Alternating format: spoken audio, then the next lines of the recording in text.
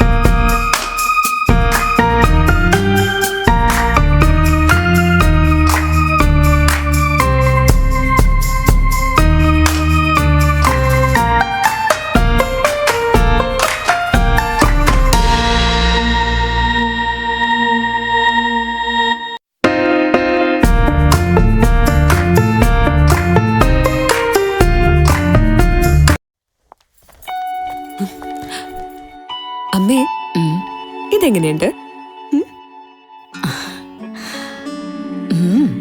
നന്നായിരിക്കുന്നു. എന്റെ മരുമോൾക്ക് ഇത് നന്നായി ചേരും. ഇത് അമ്മയ്ക്കുള്ളതാ. അമ്മയുടെ കൈകൾക്ക് എന്ത് ഭംഗിയാ. ഇത് വേണം. അമ്മയ്ക്കെപ്പോഴും ഞങ്ങളുടെ സന്തോഷാ വലുത്. പൊന്നു പോലെയുള്ള ഈ അമ്മയുടെ സന്തോഷം ഞങ്ങളും കാണട്ടെ. Express your love with golden moments. Chinnus fashion jewellers Kundara. വിളംബരത്തിന്റെ നാട്ടിൽ വിശ്വസ്തതയുടെ നാമം. 100% BIS 916 ഹോൾമാർക്ക് ഗോൾഡ്. ഏതൊരമ്മയ്ക്കും അഭിമാനിക്കാനായി ചില നിമിഷങ്ങളുണ്ട്. എന്റെ മരുമകളുടെ സ്നേഹമാണ് എന്റെ അഭിമാനം. ഈ അമ്മ എന്റെ ഭാഗ്യല്ലേ.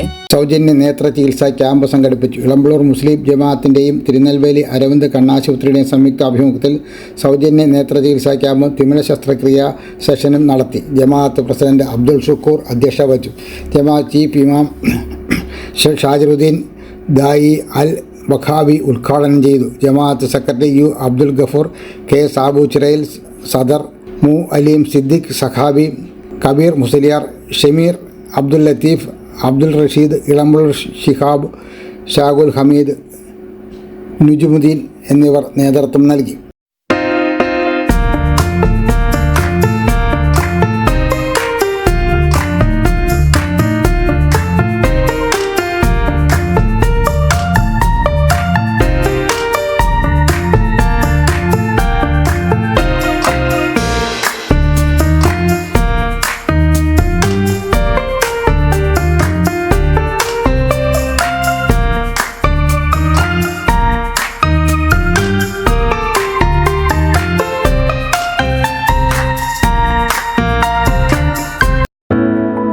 This year, once again, Venus College has created history.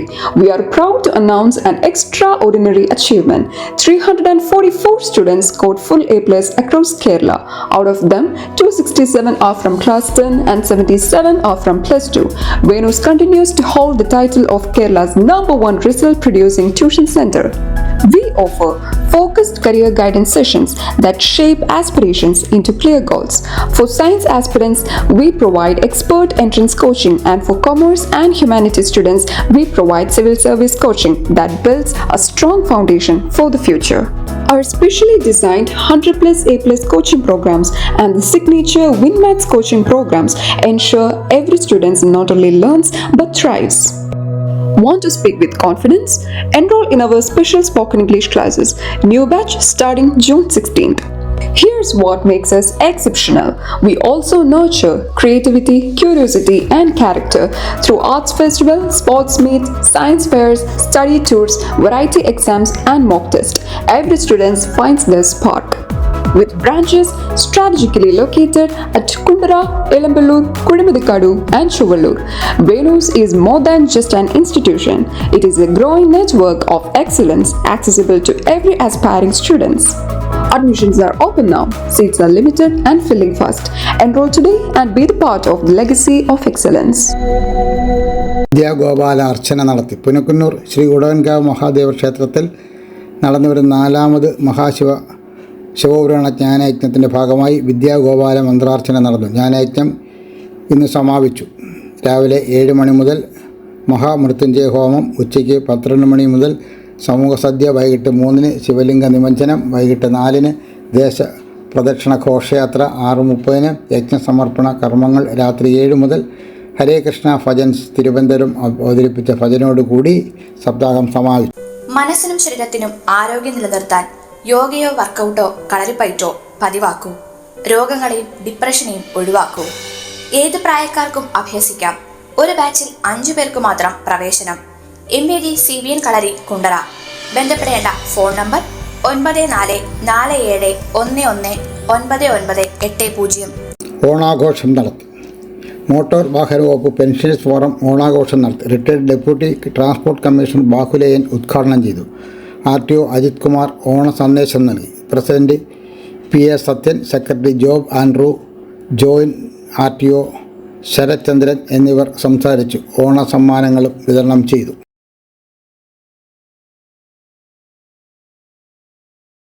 KSTA ധർണ നടത്തി. വിവിധ ആവശ്യങ്ങൾ ഉന്നയിച്ച് KSTA കുണ്ടറ സബ് ജില്ലാ കമ്മിറ്റി AO ഓഫീസിന് മുന്നിൽ ധർണ നടത്തി. ജില്ലാ ജോയിന്റ് സെക്രട്ടറി G ബാലചന്ദ്രൻ ഉദ്ഘാടനം ചെയ്തു. സബ് ജില്ലാ പ്രസിഡന്റ് വിജയകുമാർ അധ്യക്ഷത വഹിച്ചു. CE ശൈലജ, ജിജു മാത്യു, അനിൽകുമാർ, D ഉണ്ണി, ശ്രീരാജ് എന്നിവർ സംസാരിച്ചു.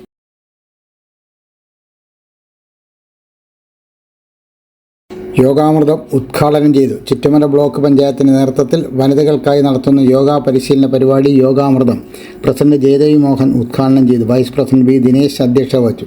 പനയം പഞ്ചായത്ത് പ്രസിഡന്റ് രാജശേഖരൻ, ആരോഗ്യ സമിതി അധ്യക്ഷ IM Ijeendralekha, Sheelakumari, B Bindu, Arun Alex, R Ashok Kumar, S Rani, V Ajitha എന്നിവർ സംസാരിച്ചു.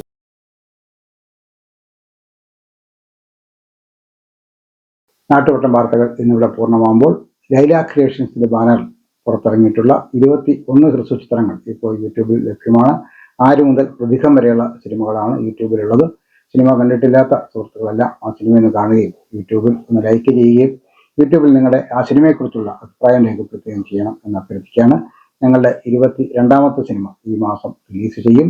ഒരു മാസം ഒരു ചിത്രം എന്ന നിലയിൽ ഞങ്ങൾ തുടങ്ങി വെച്ച ഈ യജ്ഞത്തിന് വളരെ അടുത്ത സുഹൃത്തുക്കളുടെ വിരലെണ്ണാവുന്നവരുടെ അകമഴിഞ്ഞ സഹകരണവും മറ്റു സുഹൃത്തുക്കളുടെ സഹായവും ഉള്ളതുകൊണ്ടാണ് ഞങ്ങൾക്ക് ഇവിടെ എത്താൻ കഴിഞ്ഞത്. തുടർന്നും നിങ്ങളുടെ സഹകരണം ഒക്കെ ഉണ്ടാകണം. ഇന്ന് നിങ്ങൾ ആ സിനിമയൊക്കെ കണ്ടിട്ടില്ലാത്തവർ ഇന്ന് തന്നെ സിനിമ ഒന്ന് കാണുകയും ചെയ്യണമെന്ന അഭ്യർത്ഥനയോടെ നാളെ രാത്രി വീണ്ടും പരസ്പരം നമുക്ക് നമ്മുടെ മൊബൈൽ ഫോണുകളിലൂടെ കാണാം. അതുവരെ നാട്ടുവട്ടം ടീമിൻ്റെ സ്നേഹം, ആദരം.